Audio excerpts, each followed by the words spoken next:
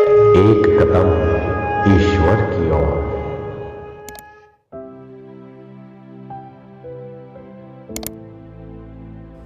निर्वाण प्रकरण पूर्वार्ध 49वां सर्ग। विकारों से विवर्त में विलक्षणता, प्रबोध के अभाव से अविद्या की स्थिति और प्रबोध हो जाने पर अविद्या का अभाव, इनका वर्णन।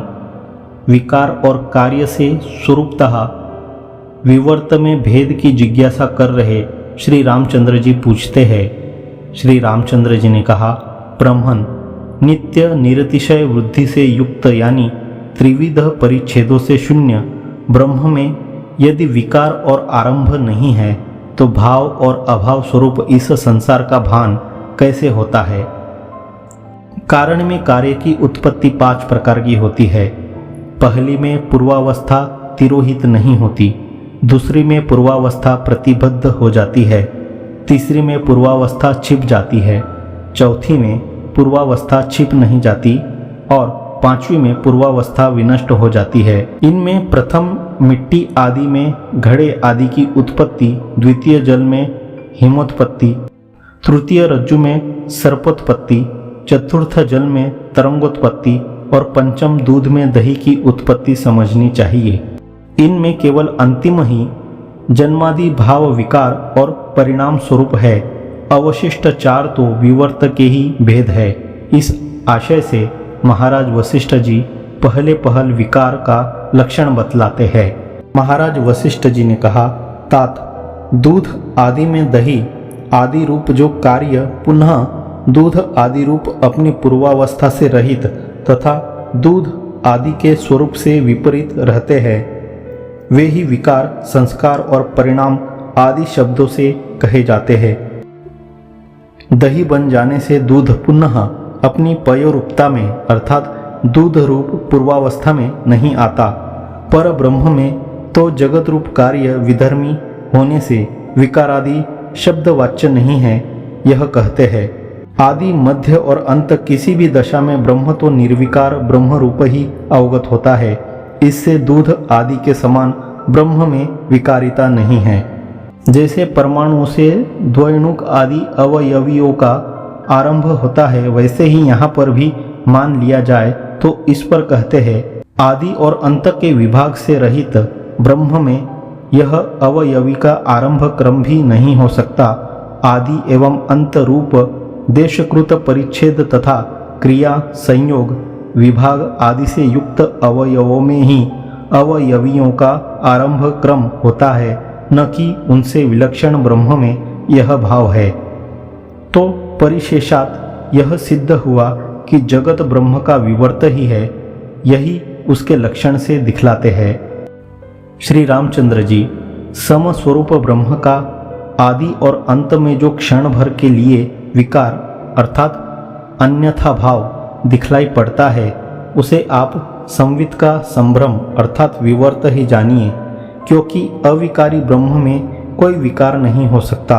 अर्थात निष्कर्ष यह निकला कि आदि और अंत सभी दशाओं में एक रूप से रहने वाले ब्रह्म में उसका स्पर्श न करने वाली विषमता का प्रतिभास ही विवर्त है।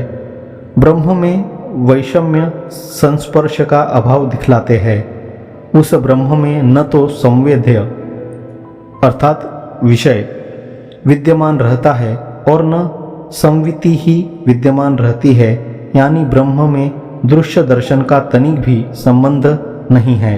संबंध रहित होने पर भी निसंबंध चिदात्मा आदि शब्दों की नाई वह ब्रह्म शब्द से भी कहा गया है। मध्य में ब्रह्म का विकार से स्पर्श नहीं होता, यह कैसे मालूम पड़ता है।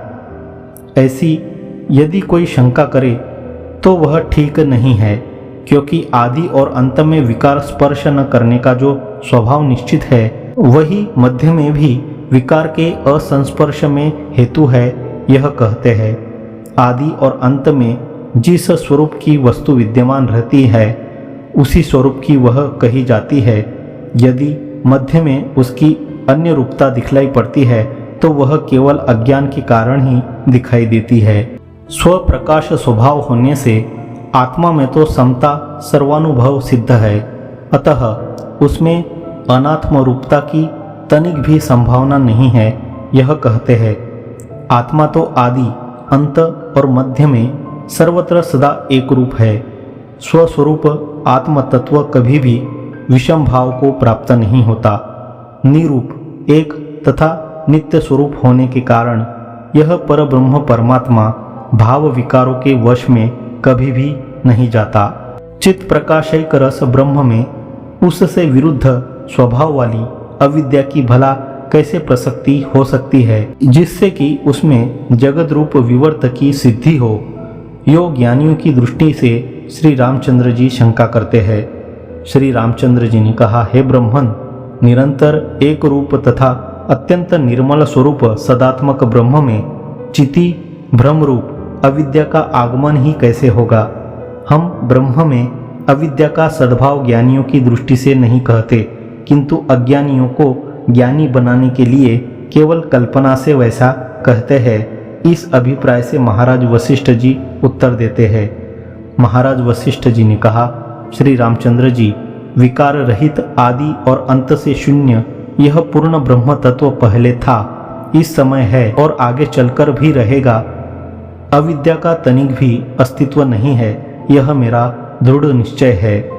ब्रह्म इस शब्द से वाच्य एवं वाचक का जो एक प्रकार से उपक्रम करते हैं, वहाँ पर भी हम अन्य रूपता का अस्तित्व नहीं कहते, किंतु उपदेश देने के लिए केवल इस क्रम की कल्पना करते हैं। हे श्री रामचंद्र जी, आप और मैं, यह संसार और दिशाएं, आकाश और पृथ्वी अथवा अग्नि आदि, अर्थात जो कुछ भी आप देख रहे हैं, वे सब के सब आदि और अंत से शून्य केवल ब्रह्म मात्र है। अविद्या तो तनिक भी नहीं है। मुनि लोग अविद्या इस नाम को ही भ्रम मात्र और असद्रूप कहते हैं। श्री रामचंद्र जी, जो विद्यमान ही नहीं है, भला वह किस तरह सत्य हो सकती है। जब अविद्या का अस्तित्व ही नहीं है, तभी तो आपने उपशम प्रकरण में यथा भ्रांतिर विद्येयम तथेत्थम च विचार्यते, यो अविद्या का अस्तित्व स्वीकार कर कहा है। इस प्रकार श्री रामचंद्र जी आशंका करते हैं। श्री रामचंद्र जी ने कहा, हे प्रभु, कल के उपशम प्रकरण में तो आपने कहा था कि मनुष्य को जैसी भ्रांति होती है वैसी ही यह अविद्या है। इसका इस तरह मैं वर्णन करता हूँ। वह तो आपकी अज्ञानता दशा में आपकी बुद्धि के अनुसार कल्पना से मैंने कहा था। अब तो आप भली भांति प्रबुद्ध हो चुके हैं, इसलिए उस प्रकार की कल्पना करने का अब अवसर ही नहीं रहा। अतः पूर्वपर में कोई विरोध नहीं है, यह कहते हैं। महाराज वशिष्ठ जी ने कहा, हे रघुद्वह, इतने काल तक आप अज्ञानी होकर स्थित थे, अब तो कल्पित इन अपनी युक्तियों से ही आप प्रबुद्ध हो चुके हैं। श्री रामचंद्र जी, वेद रूप वाणी का रहस्य जानने वालों में सर्वश्रेष्ठ विद्वानों ने यह अविद्या है और यह जीव है इत्यादि कलना क्रम की जो कल्पना कर रखी है, वह अज्ञानी जनों को बोध देने के लिए ही है।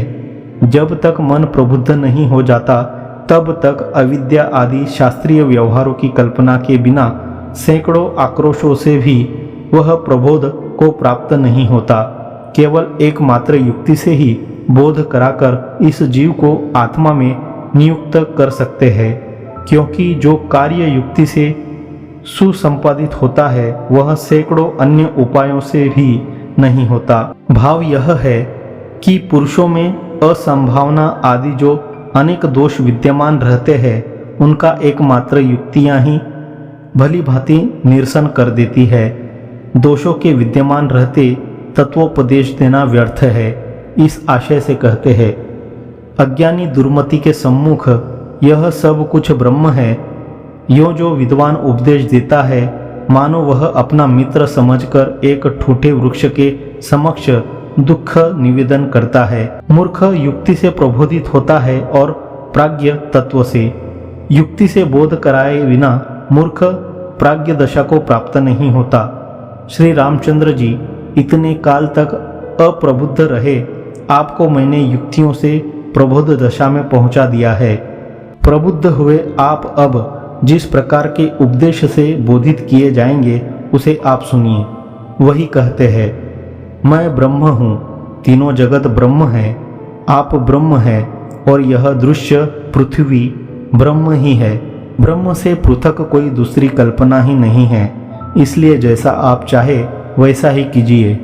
अर्थात यथेच्छसी, इससे यह सूचित होता है कि ऐच्छिक व्यवहार से वास्तविक ब्रह्म रूपता में कोई हानि नहीं पहुंचती।